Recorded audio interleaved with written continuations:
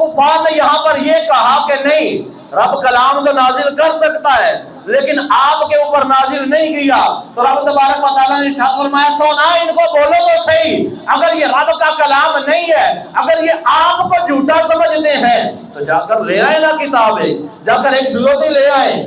ہمیں دکھا دے، مان جائیں گے۔ لیکن یاد رکھو یہ لا سکتے نہیں، یہ کسی کتاب بنا سکتے نہیں۔ اللہ تبارک و تعالیٰ قرآن پاک سورہ بقرہ آیت نمبر 22 اور 23 میں ارشاد فرماتا ہے، آیت نمبر 23 اور 24 کے اندر تبارک و تعالیٰ ارشاد فرماتا ہے وَإِن كُنتُمْ فِي رَيْبٍ مِّمَّا نَزَّلْنَا عَلَىٰ عَبْدِنَا فَأْتُوا بِسُورَةٍ مِّن مِّثْلِهِ۔ اللہ تبارک و تعالیٰ نے یہ سورت جب شروع کی تو وہاں پر ارشاد فرمایا کہ یہ کتاب ہدایت ہے، کن کے لیے؟ متقین کے لیے، جو رب سے ڈرنے والے ہیں ان کے لیے کتاب ہدایت ہے۔ پھر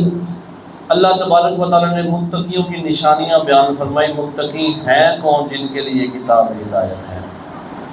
آگے چل کر اللہ تبارک و تعالیٰ نے کفار اور منافقین ان کی نشانیاں اور ان کے بارے میں بتا دیا، ان کے دلوں کے اوپر پردے ڈل گئے ہیں، یہ ہدایت کو قبول نہیں کرتے، یہ قرآن ہدایت ہے،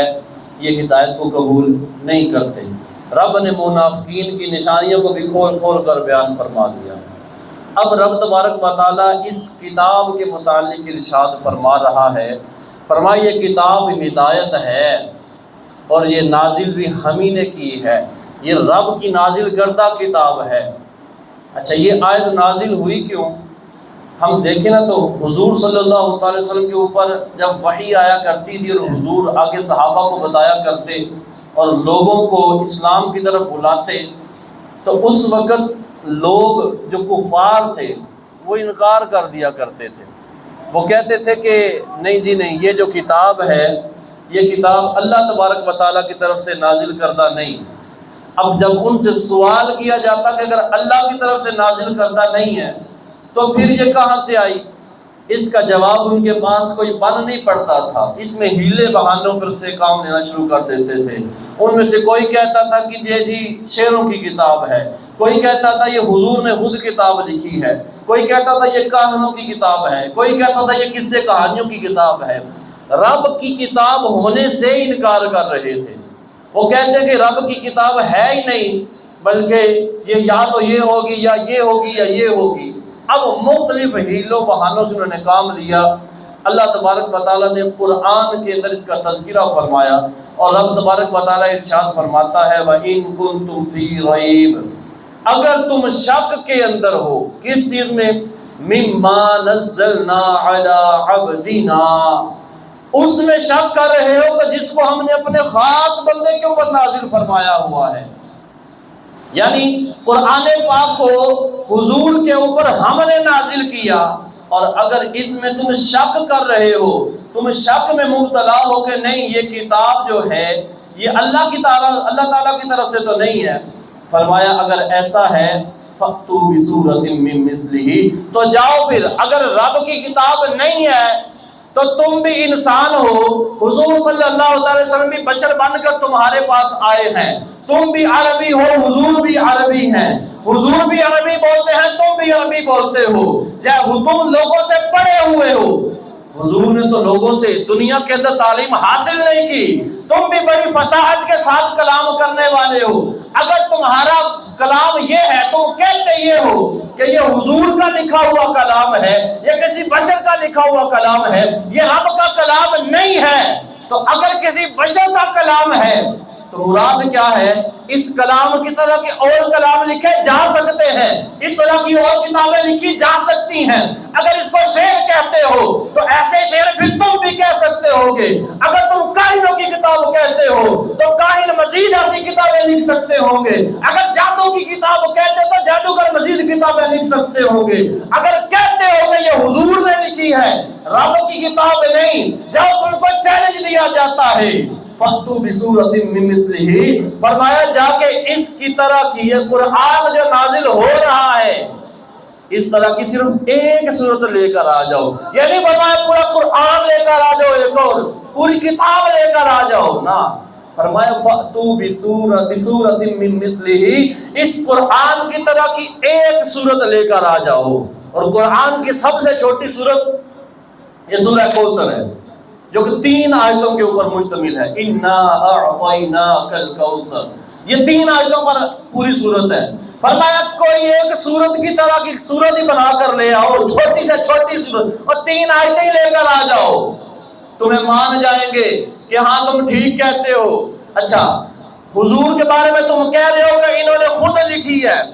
حضور کو کوئی مددگار تو کوئی نہیں ہوگا، بتانے والا تو کوئی نہیں ہوگا۔ تم نے یہ تو نہیں کہا کہ انہوں نے ساتھ میں یہ بندہ بھی شامل کیا تھا، یہ بھی کیا تھا۔ حضور نے اکیلے لکھی ہے تمہارے کہنے کے مطابق۔ رب تبارک و تعالیٰ کیا ارشاد فرماتا ہے؟ رب نے ارشاد فرمایا وَادْعُوا شُهَدَاءَكُم مِّن دُونِ اللَّهِ، اچھا جاؤ کتاب لے کر آ، اس کتاب جیسی صورت لے کر آ جاؤ،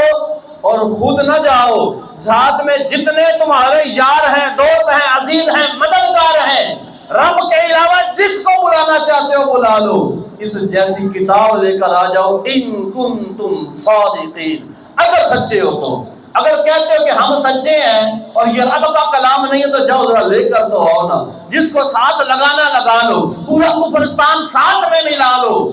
اور اس قرآن جیسی ایک صورت ہمیں لا کر دکھا دو۔ اگر ایسا کر لو گے تو ہم مان جائیں گے، ہم کہہ دیں گے کہ ٹھیک ہے تم سچ کہہ رہے ہو۔ لیکن رب تبارک و تعالیٰ کو تو پتا ہے کہ یہ رب کا کلام ہے، اس کلام جیسا کوئی کلام بنا سکتا ہی نہیں، رب کی طرح کوئی کلام بیان کر سکتا ہی نہیں، رب کی طرح قرآن نازل کر سکتا ہی نہیں، اس صورتوں کی طرح کوئی صورت بنا سکتا ہی نہیں۔ رب کو تو پہلے سے ہی معلوم ہے، رب نے ساتھ ہی آ کے چیلنج دیا، ساتھ ہی ارشاد فرما دیا، فرمایا فَإِن لَّمْ تَفْعَلُوا، جے نہ کر پاؤ، اگر تم سے یہ نہ ہو پڑے،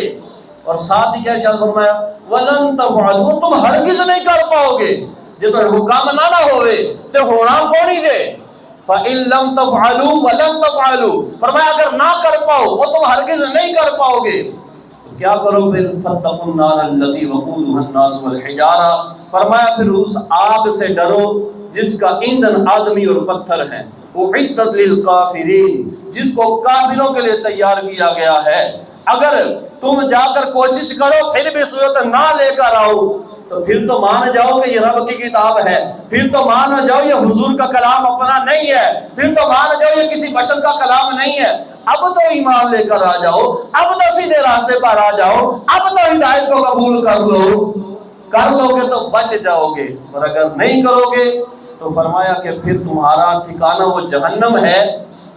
جس کو کفار کے لیے تیار کر رکھا ہے۔ ظاہر سی بات ہے جو قرآن کا انکار کرے گا وہ مسلمان نہیں ہوگا، اور مسلمان اگر نہیں ہے تو جہنم اس کا ٹھکانہ ہوگا۔ تو رب تبارک و تعالیٰ نے یہاں پر بڑے واضح انداز میں بیان فرمایا۔ اچھا یہاں پر ہم دیکھیں نا تو اللہ تبارک و تعالیٰ نے اس آیت کے اندر جو 2 آیتیں بیان کی ہیں ان کے اندر کئی ایک باتیں بیان فرمائی، ان میں سے ایک چیز ابھی میں ذکر کرنے لگا ہوں، بعض دیگر چیزیں بھی ذکر کروں گا، ان میں سے ایک چیز یہ آیتیں جو نازل ہوئی اس کا سبب کیا ہے؟ کیا اس کا سبب یہ ہے کہ کفار یہ کہا کرتے تھے کہ اللہ کلام نازل کر سکتے ہی نہیں؟ کفار نے یہ کہا ہی نہیں، کفار نے یہ نہیں کہا کہ اللہ تبارک و تعالیٰ کلام نازل نہیں کر سکتا، وہ کہہ رہے تھے، ان کا دعویٰ یہ تھا، اب کھلے الفاظ میں اگر کہا جائے وہ کہہ یہ رہے تھے کہ رب کلام تو نازل کر سکتا ہے لیکن محمد صلی اللہ علیہ وسلم کے اوپر کلام نہیں آیا۔ مطلب کیا ہے کہ حضور جھوٹ بول رہے ہیں، حضور کی تکذیب کر رہے تھے، حضور کو جھوٹا کہہ رہے تھے، حضور کے متعلق کہہ رہے تھے کہ یہ رب کے اوپر جھوٹ باندھ رہے ہیں، حضور کے متعلق یہ کہہ رہے تھے کہ یہ شعروں کی کتاب لکھ کر رب کے اوپر کہہ رہے ہیں کہ یہ رب نے لکھی ہے۔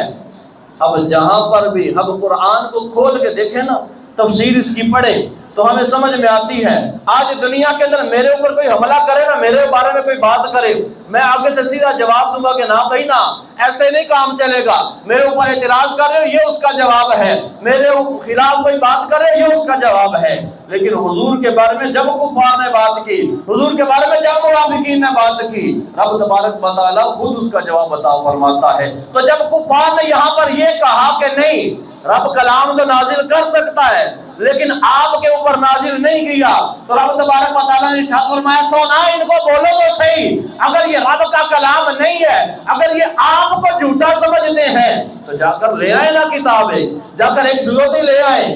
ہمیں دکھا دے، مان جائیں گے۔ لیکن یاد رکھو یہ لا سکتے نہیں، یہ کسی کتاب بنا سکتے نہیں۔ اچھا قرآن کے اندر، قرآن کے متعلق آتا ہے، قرآن یہ واضح بات ہے کہ قرآن جیسی کوئی کتاب بن ہی سکتی نہیں ہے، اور نہ مسلمان کسی دوسری کتاب کو قرآن کے علاوہ یوں قبول کرتے ہیں۔